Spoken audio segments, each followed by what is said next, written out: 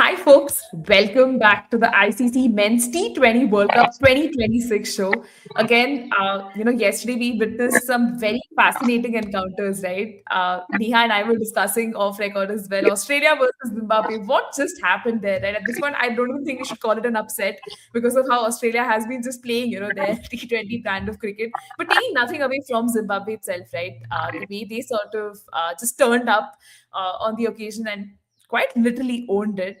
Then we move on to the Canada versus UAE match itself, which saw a lot of momentum swings, but eventually Canada still managing to put up something of a reasonable show, but UAE eventually taking honors home, and the USA versus Netherlands match as well, right? Again, a match that we didn't really expect would go down to like. The absolute buyer, but it still ended up doing that. So we unpack everything about USA's win itself and all of that. Neha, let's get started with match 19, Australia versus Zimbabwe. And yeah, I mean, we already have live chat comments coming in that Australia missed Hazelwood big time, right? Goes without saying. But again, just what were your first thoughts on the game itself? Like coming in, what were your expectations? And did it sort of pan out the way you thought it would?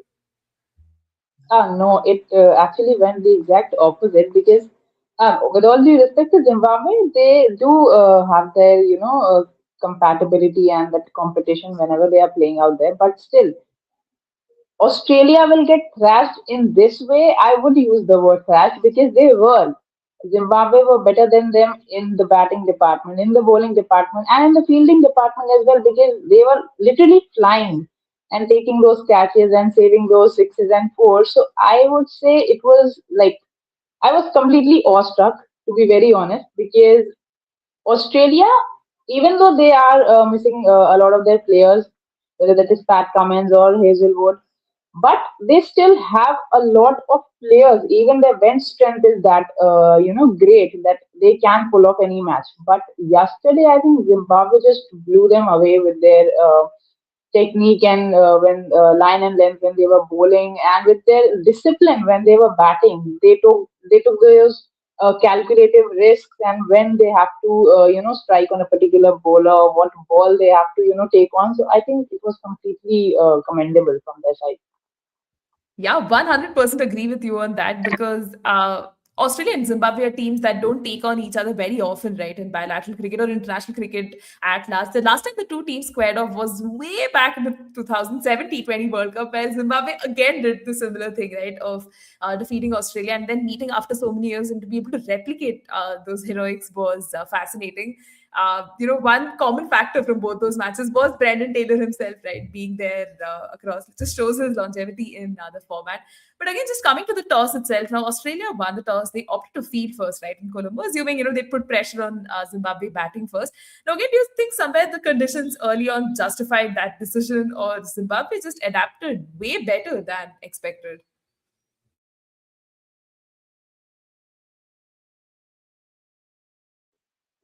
Toss, of course, has a crucial part to play in every other match.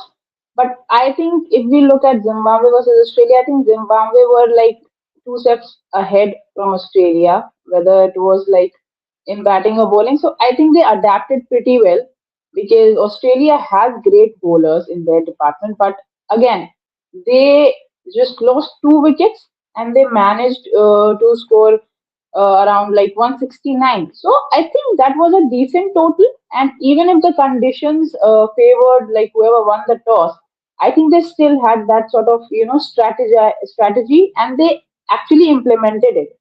So I think their opening batters even they gave such a great start because I think the Bennett again like you told. So I think he was brilliant, making 64 in just 56 balls. So I think it was really nice. And then Sikandar Raza finishing off like 25 runs in just 13 balls. So I think we clearly saw how toss can play a role, but I think it just backfired on Australia because they failed to take those early wickets and just put pressure on Zimbabwe because they were too good yesterday. Yeah, I think the scorecard also quite being reflective of that itself, because let's look at it phase wise, right? Zimbabwe in their power play itself, 47 without loss. Now, again, how crucial was that Brian Bennett and Marumani opening stand itself, right? And sort of setting the tempo and the confidence early on. And it always meant, right, that they were looking at a big total, and it was just a matter of time that they would get there. For sure. I mean, opening stand, and if you are getting at least 40 something odd runs in the power play, is at least a relief for your own team, because you know that during the middle overs, the game does get slow, and you have to, take it there by, slowly taking four, 6 runs in every particular over. So just to keep your wicket safe. And you have to attack as well, but then when you know that you didn't score that much of a score in the power play, I think that puts pressure on your own team. So I think they did pretty well in the first 6 overs, and that, I think, that kept the pressure on Australia like continuously during the middle overs as well. They were like successful to save their wicket and rotating the strike, because of course you can't get six fours on every particular ball, so you have to keep rotating the strike. That is the main part during the middle over. So I think that power play was very crucial for Zimbabwe's own confidence. That okay, we can like keep it going, and I think 169, giving them the target of 170 was pretty decent, I would say, because if they would have felt short by 15, 20 runs, Sikandar Raza made 25, sorry, and they lost by 23 runs. So I think that also shows how that finishing touch and how the power play can play a huge part in it. Yeah, I mean, cricket is the game of margins, right? Each innings, like, knock from a player can really make that sort of a difference.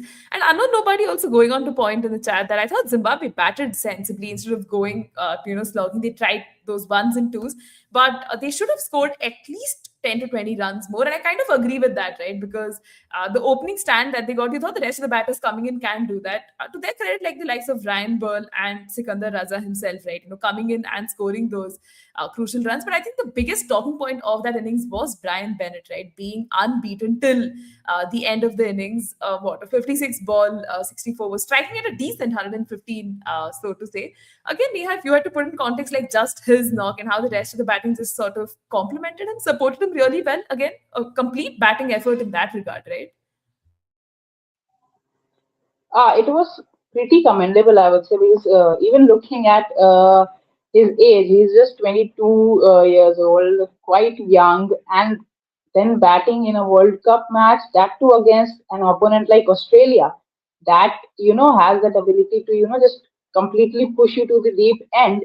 So I think he was timing the ball really well, making 64 in just what 56 balls and scored 7 fours. So I think he was quite calculative, and he did a smart gameplay yesterday, because you know that even a slightest of risk can make you lose your wicket fast.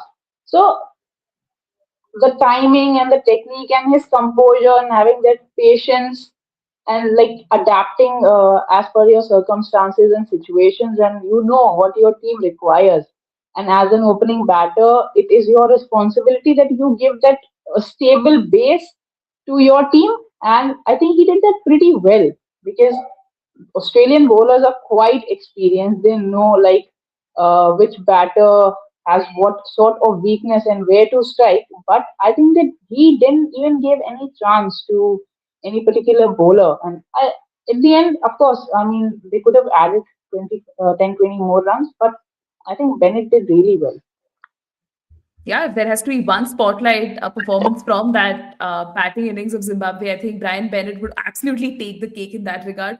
Because eventually Zimbabwe did end up with 169 for two. I mean, it was still quite decent, considering the Aussie bowling lineup itself. I know they were missing key players in the likes of Pat Cummins and Josh Hazelwood.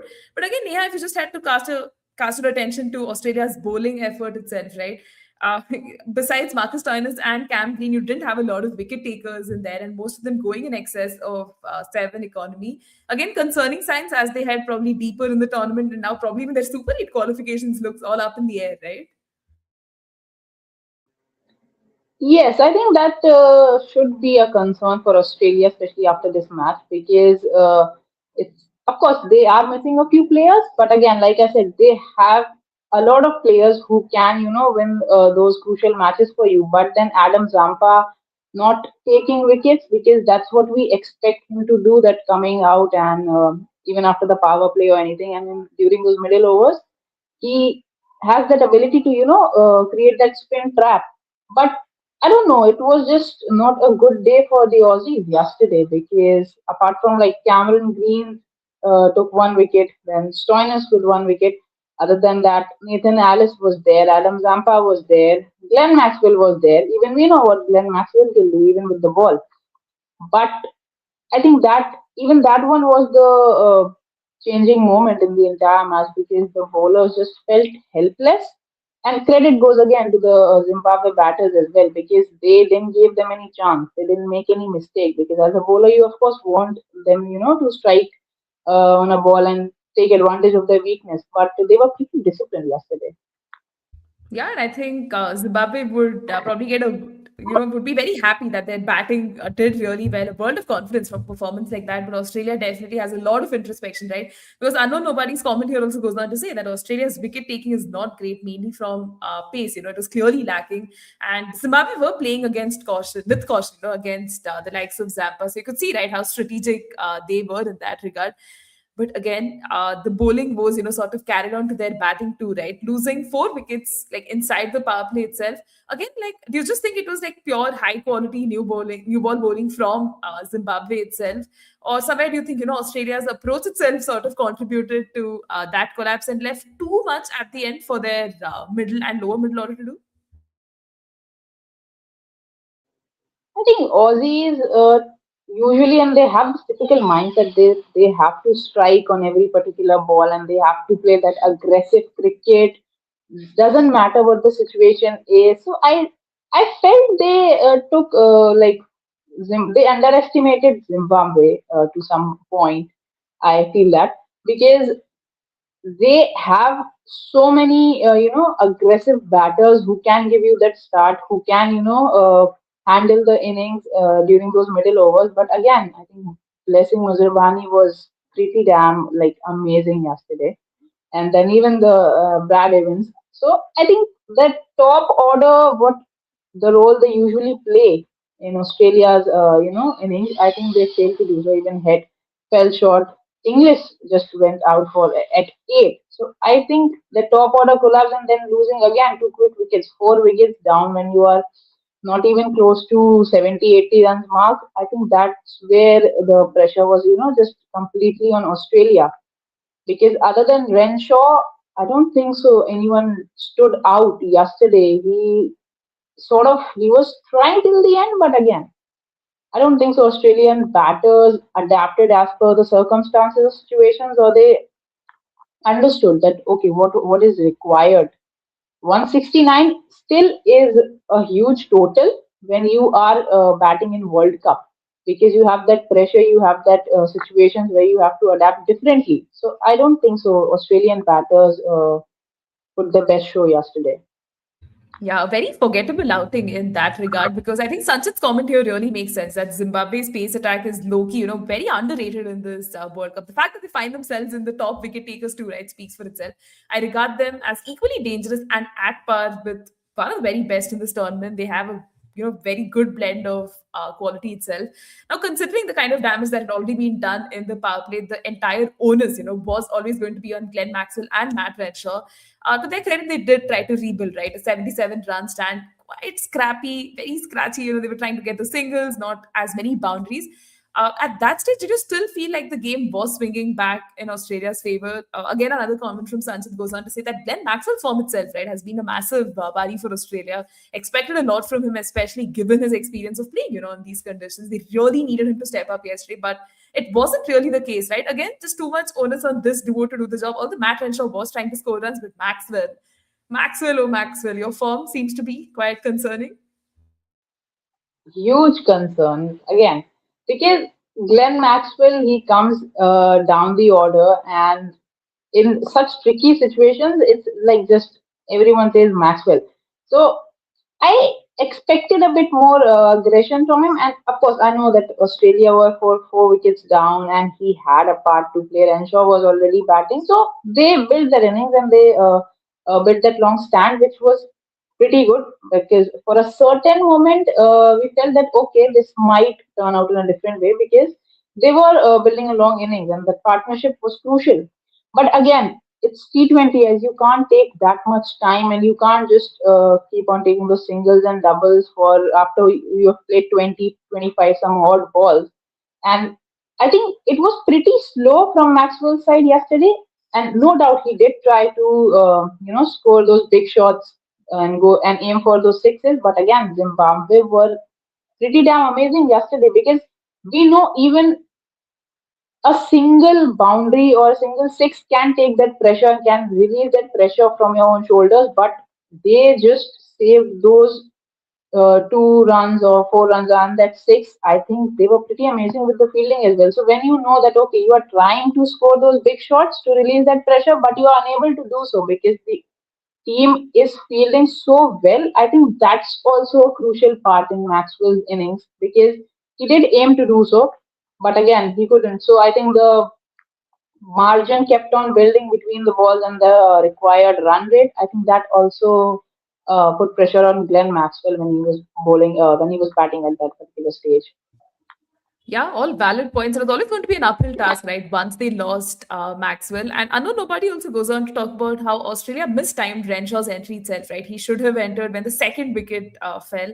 Also, Maxwell's poor form, Stoinis' injury, batting till seven. So many questions for Australia at the moment.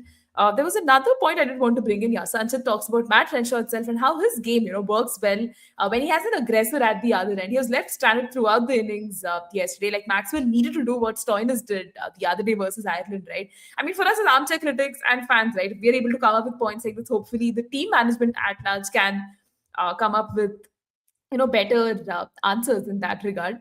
And then nobody also says that Zimbabwe's bowlers exploited the conditions better than Australia. That's all. I mean, that is the story, right? Because Blessing Muzarabani, 4 for 17, dismantled the chase itself, right? Again, yeah, for you, like what really stood out for you about his spell, right? In terms of execution, match awareness, and clearly some luck from RCB just carrying on here too.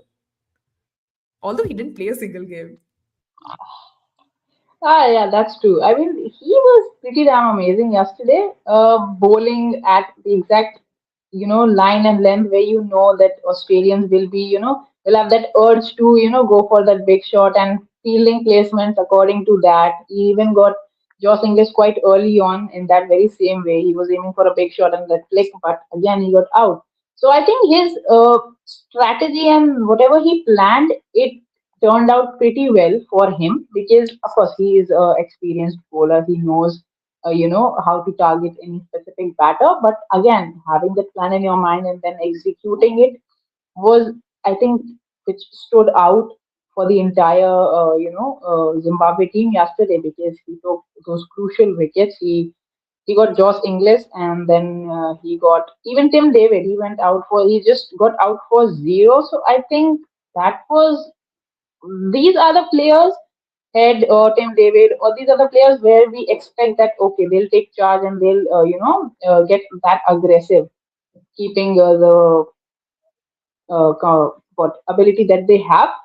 Apart from that, I think he got Renshaw as well because we knew that okay, he has been playing since a while now and he's been there on the field, but you never know how quickly game can turn and just two, three big shots and fours or sixes, whatever, and the game could have drifted in Australia's direction again because we know even the bowlers can bat.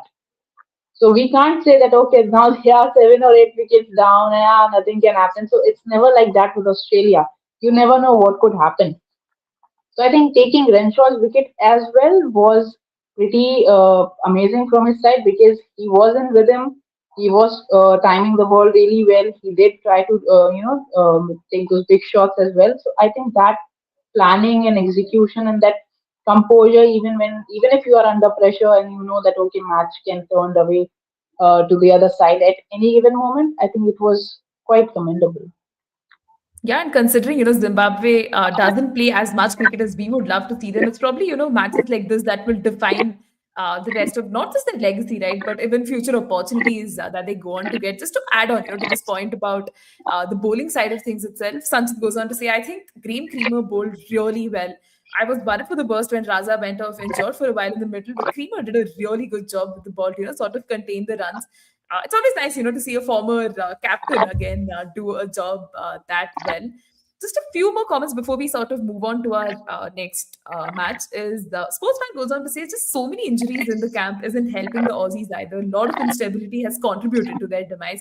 It's not as if their upcoming youngsters have taken over the mantle, which probably again brings in the whole aspect of has the BPL done enough to bring in talent who can immediately be drafted into the team, and it's probably something Australia will really need to think about.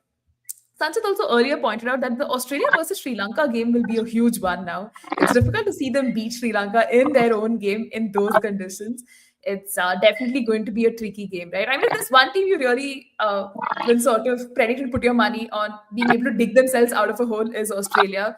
So thanks, Sanchit, for letting us know that the Australia Sri Lanka game is going to be an interesting one, and definitely looking forward to that. Even earlier, he had brought in this comment that Zimbabwe never really looked like an inferior team yesterday. They were absolutely flawless. The way they set up the match in the first innings itself was pretty commendable. A complete all-round performance. Again, couldn't agree better with that. Of course, I knew Sanchit would bring this up. Zimbabwe beating Australia in 1983, ODI World Cup, 2007 T20 World Cup, and the winner of the tournament on both those occasions was India. So Sanchit is giving us a slight hint of what could potentially happen in this tournament too. Not him dropping Easter eggs there. But Neha, let's probably direct this question at you of what are the chances for Zimbabwe to go through a Super 8 now? It's a massive win versus a team like Australia, and the team would be riding on some confidence, right? For sure. I mean, when you know that you won a match against Australia, and that too, how you won it is what matters the most because you literally dominated them in every particular department, and that gives you a lot of confidence, and that I think it will just boost their morale and their overall confidence and their belief in themselves that okay, they can pull off any particular match if they can beat Australia. Again, the players are missing, but it doesn't matter. It's Australia that we are talking about, and they are always that competitive and that difficult nut to crack. So I think it will be like pretty damn awesome for their own morale for the entire team going ahead in the tournament, and even after the tournament, it will be like a boosting thing for them and their own growth. And we don't give as much credit to Zimbabwe as they deserve because they are a full member nation, but they don't get that much respect. But again, I think this World Cup will change a lot of things for them and a lot of other teams as well. Yeah, hope for that too, right? Because Group B right now things are just heating up quite a bit, right? Sri Lanka having won those two games, sitting at 4 points. Zimbabwe with two wins, sitting at four. Australia somewhere, stuttering there, and the fact that slow tracks is their team's kryptonite. So, yeah, it's going to be quite an interesting affair in that regard. But again, yeah, let's probably take our attention to match 20, right? Canada versus UAE. Again, a lot of people thought, another dull, boring affair. But just what were your thoughts on the encounter itself, right? Happening in Delhi, the way the match sort of unfolded, Canada won the toss, chose to bat first itself, right? A very brief call in that regard, right? For sure. I didn't expect any team, to just won the toss and choose to bat because the pitch was used. It was a used surface, and you know that it will give that uneven bounce and that advantage to the seamers. So I think that was a bad call, winning the toss and choosing to bat first. And again, we know that okay, usually or in general, Arun Jaitley Stadium and that that ground has that batting friendly advantage. But it wasn't the case in this particular match. They, I think, if they should have chose to field first, it would have been better for them because the seamers did get that uneven bounce and that grip. So quite a brave call, and I don't think it turned out pretty well for them. Yeah, very true, right? Because we saw some very early setbacks in Canada's innings itself, but you still had, the likes of Navneet Dhaliwal and Harsh Thakur. That partnership really stabilized Canada's innings and pushed them towards at least a competitive 150. Again, if you had to just tell us the story of Canada's batting effort, how would you look at it? I think looking that they chose to bat first and then their top order completely collapsed. That wasn't something that even they would have been expecting that, okay, things will turn out the way they did. But thanks to their middle order and Navneet Daliwal made like 34 and 28, and then S. Thakur 50 and 41, I think that actually gave them something to look forward to and something to defend. But their top order just completely like gave up in front of the bowlers. So as again they were having that bounce and that grip, so they could use that line and then as per their own advantage and to strategize against those batters. But again they could have been more cautious, and after they lost one or two wickets, but then again I think they just surrendered, and if those two batters weren't there it would have been a terrible sighting for them. Yeah, because we were probably looking at not even a total of this regard coming in, right? And a huge chunk of why UAE did well was Junaid Siddique itself, right? A fifer. And it's very rare, right, in T20s when you see a fifer, but we absolutely love it when we see one. The kind of wickets that Junaid Siddique got, the fact that he was so, like astute with his line and length, again, just give us a dissection anatomy of like what worked out well with him and his spell.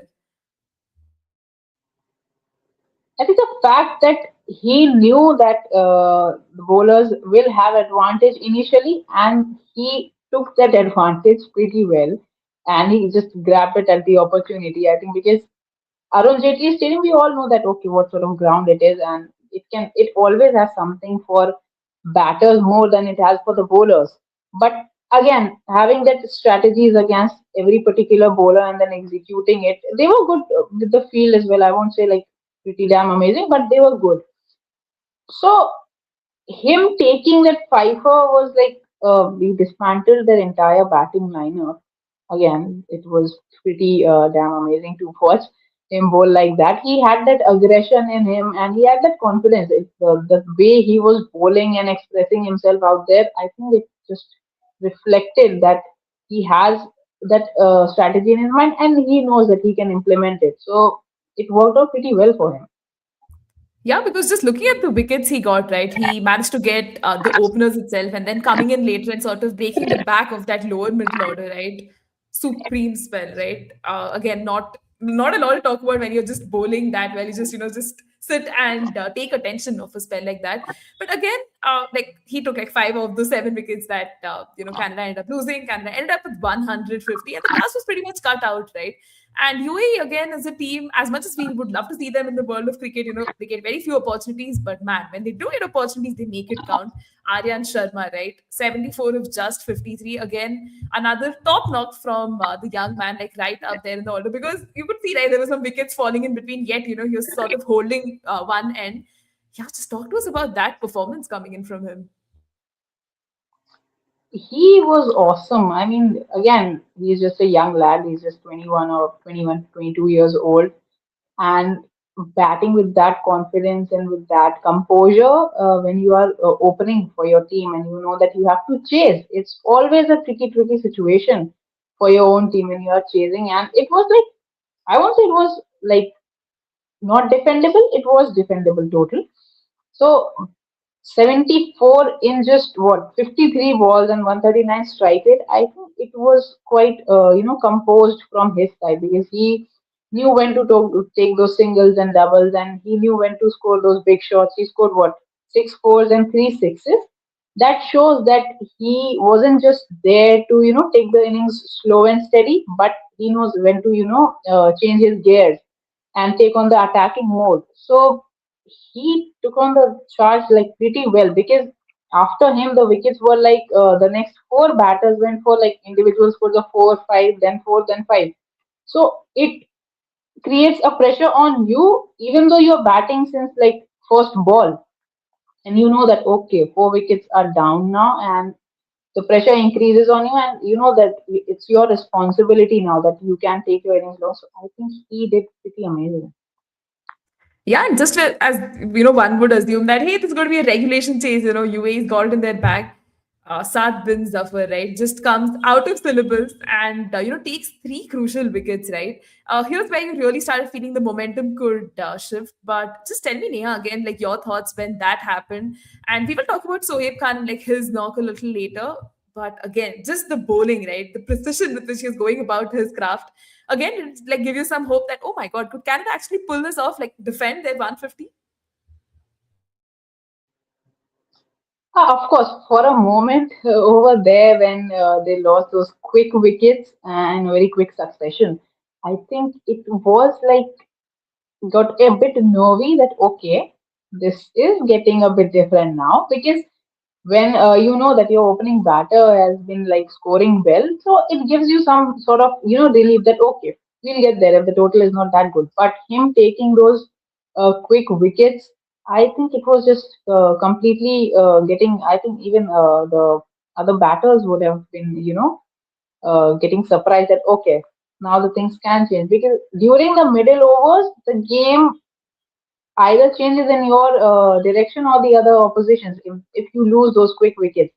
And I think then Shoaib showing that composure was what took the game away because one or two wickets more and they could have just got completely dismantled because then it creates the pressure on the batter who is already batting. And even if he's batting well, you get that panicky situation. So I think him executing those perfectly, calculated line and length in those middle overs and taking those wickets was what was crucial for them. And if he would have, gotten that support from the other bowlers and getting that, putting that pressure from both the ends because you alone can't do anything. So I think if he would have gotten more that sort of strategizing and what we expect your bowlers to do, I think it would have been taking the game away from their hands. Yeah, and that's where I think you would, think a performance like that of Sohaib Khan itself, right? 51 of just 29 balls.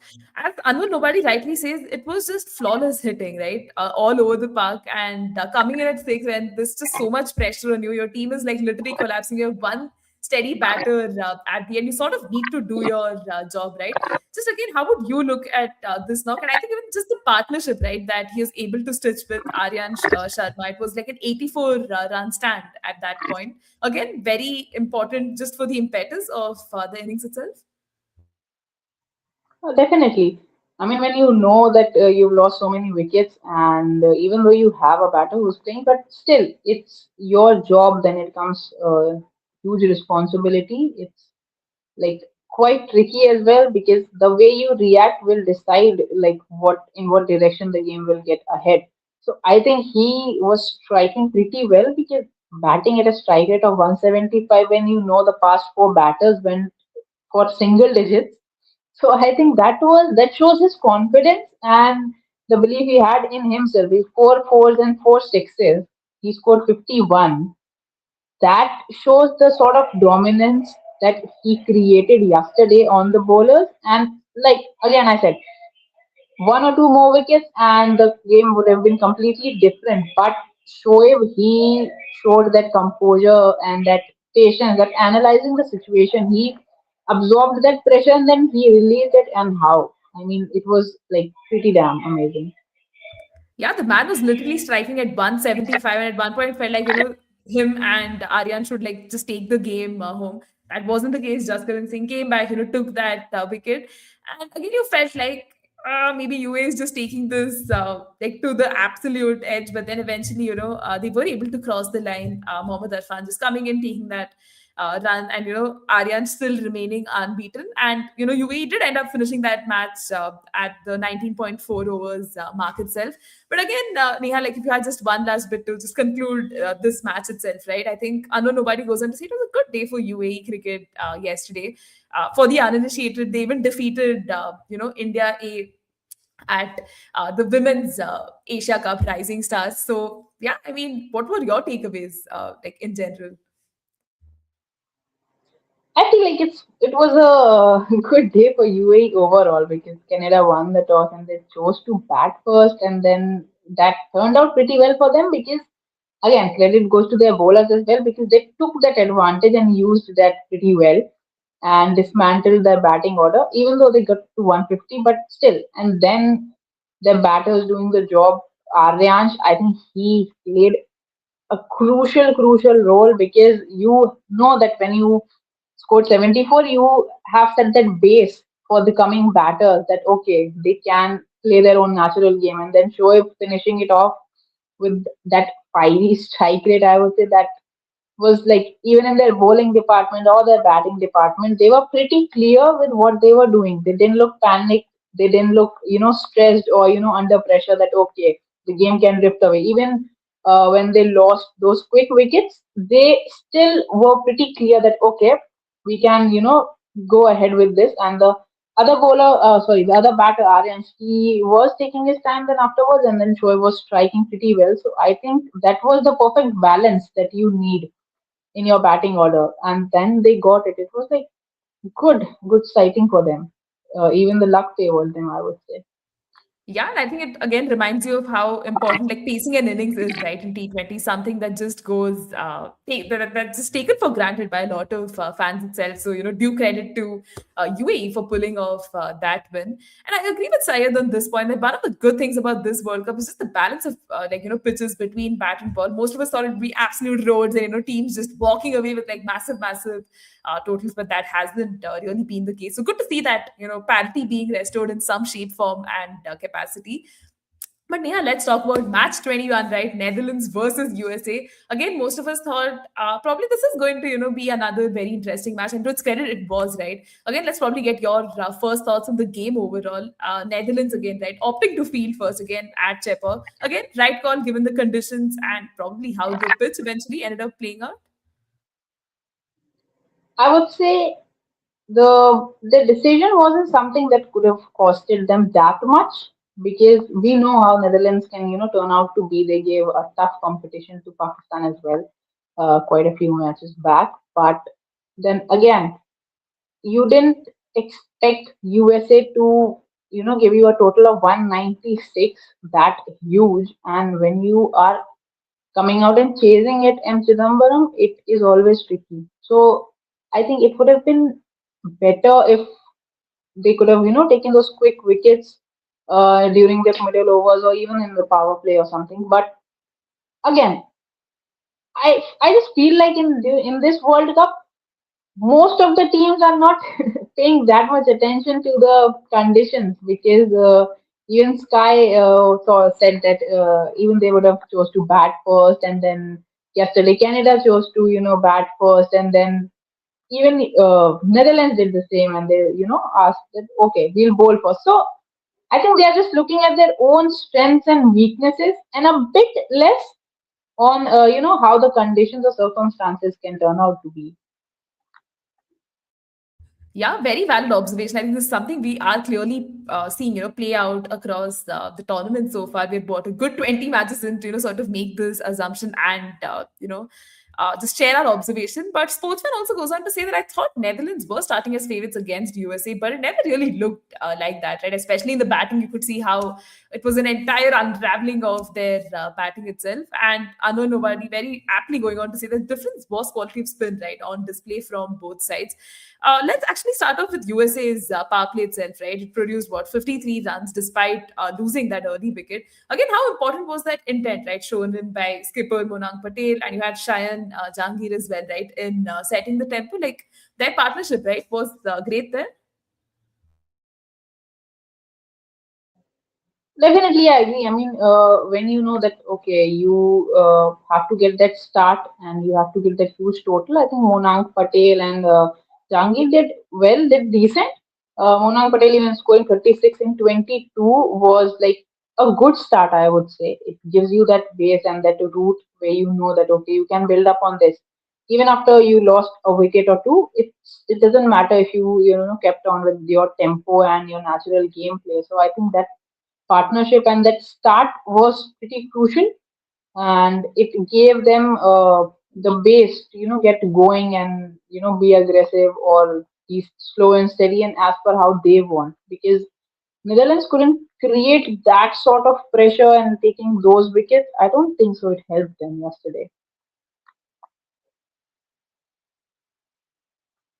Yeah, clearly it wasn't something that helped them yesterday. And here's where we can also probably take a moment to talk about Saeed Mukamala, right? Again, playing such an important knock. I think a lot of people had hyped this man up that, hey, only the next big thing.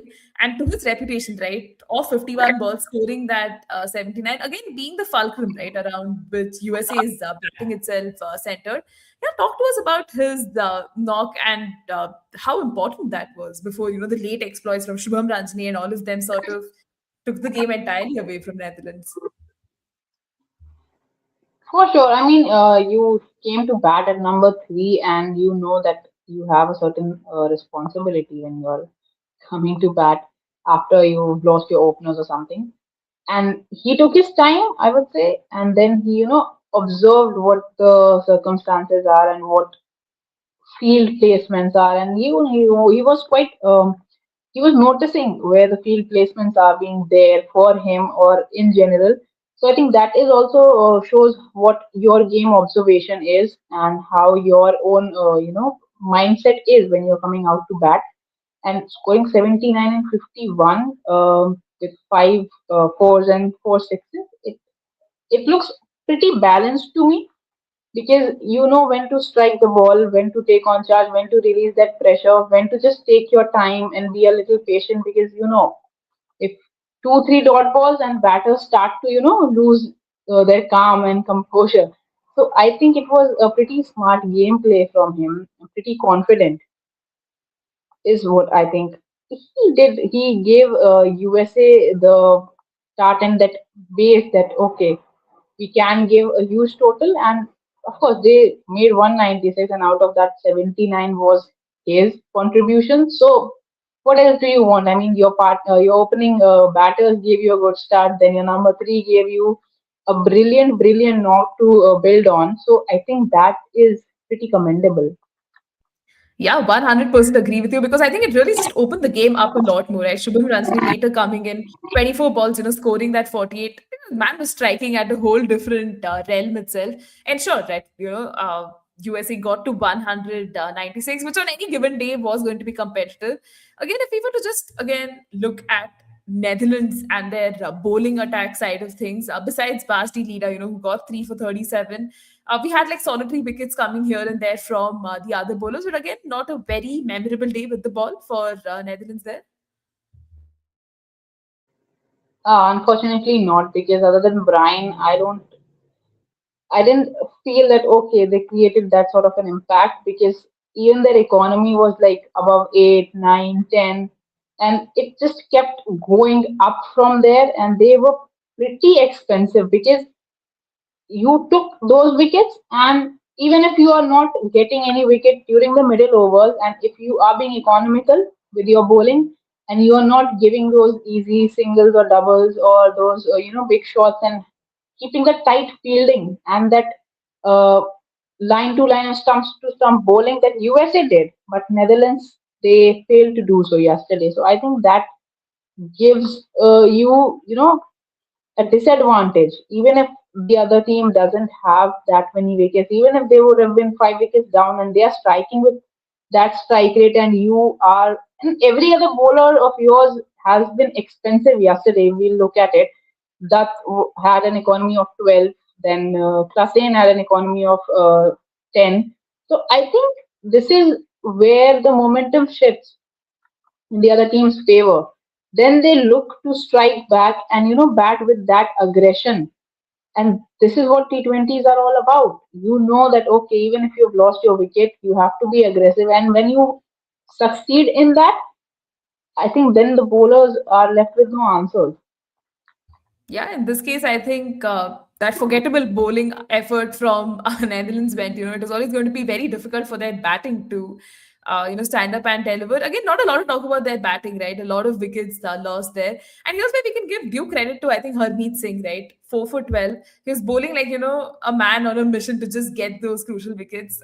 For a lot of like nostalgics and romantics of the game, Harmeet Singh did play for India in the 2012 Under-19 World Cup. To see him in different colors, was probably a little bit of a bittersweet moment for fans, but they loved, to see whatever they could get of him. Again, like how important was his parent just dismantling Netherlands and their plans of ever chasing down that total?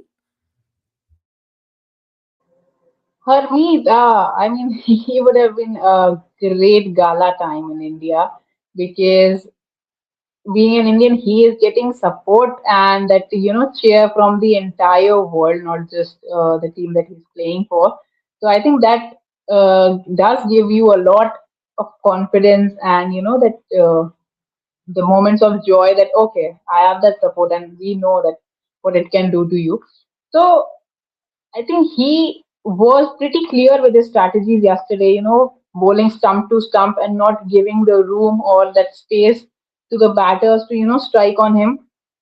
Even the commentators, I mean, they were like speaking of him that, okay, he has a certain plan and strategies and he is executing, and he didn't give that much time or, that much space to the batters that, okay, to bowl on around their weakness, to just put them to the deep end is like pretty awareness. It shows your awareness about your own gameplay and what you have planned for your opponent.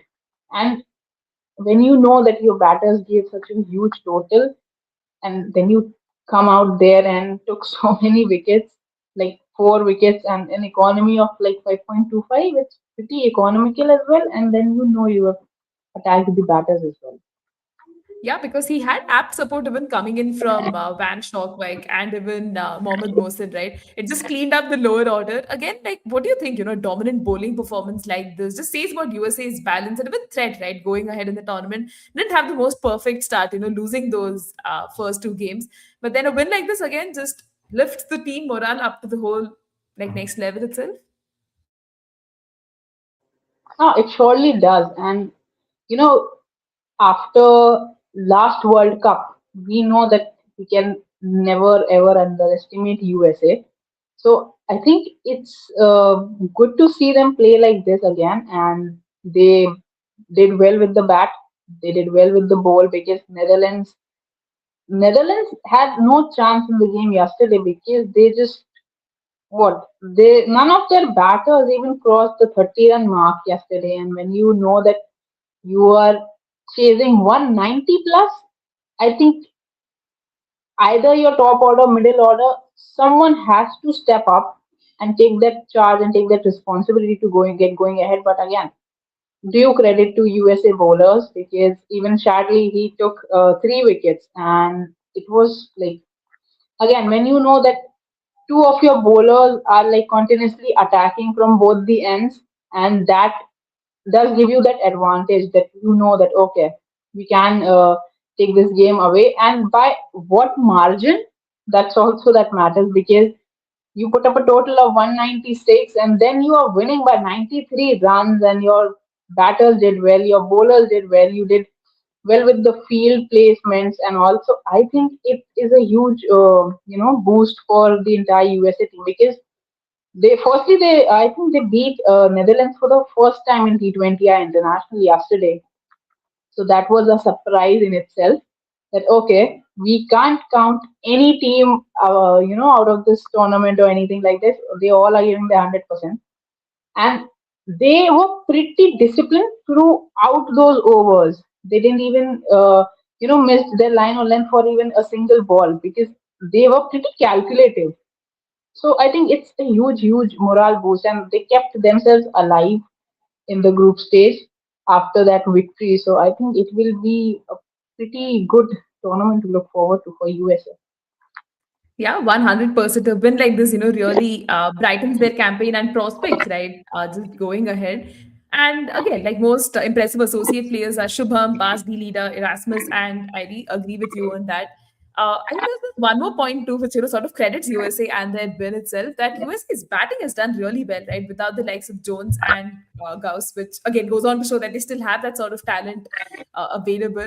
I think I agree with this comment from Unknown Nobody that we were sort of hoping for Sai Mukkamala to get to that century, but it was a great innings, keeping the required run rate near 10. Again, great stuff there.